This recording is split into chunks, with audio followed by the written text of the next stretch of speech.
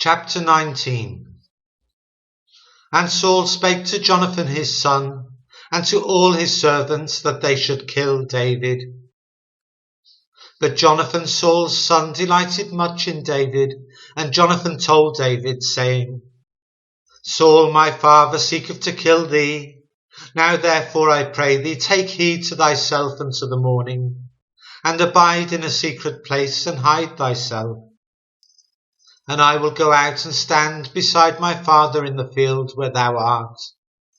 And I will commune with my father of thee, and what I see, that I will tell thee. And Jonathan spake good of David unto Saul his father, and said unto him, Let not the king sin against his servant, against David, because he have not sinned against thee, and because his works have been to thee word very good.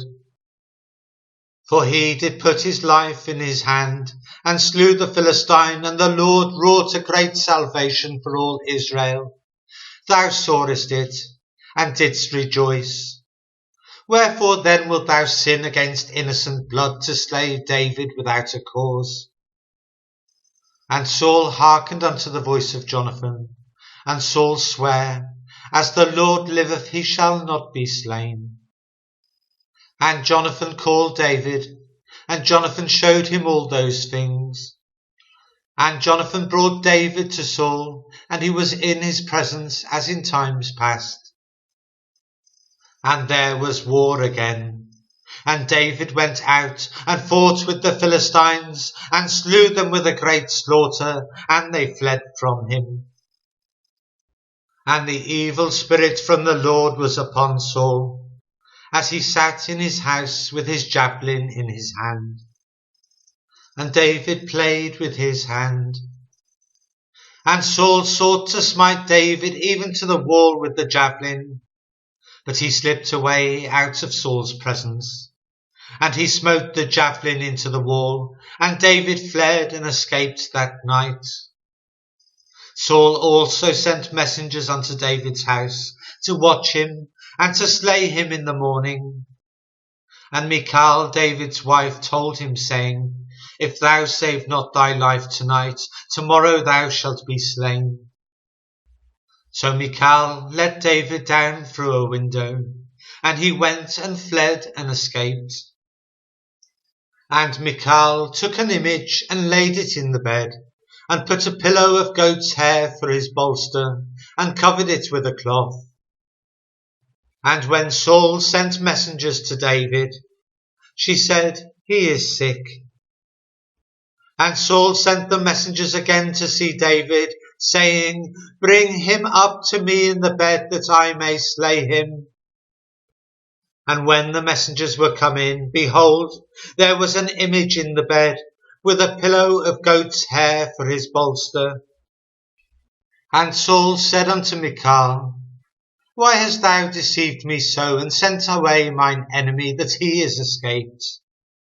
And Michal answered Saul, He said unto me, Let me go, why should I kill thee?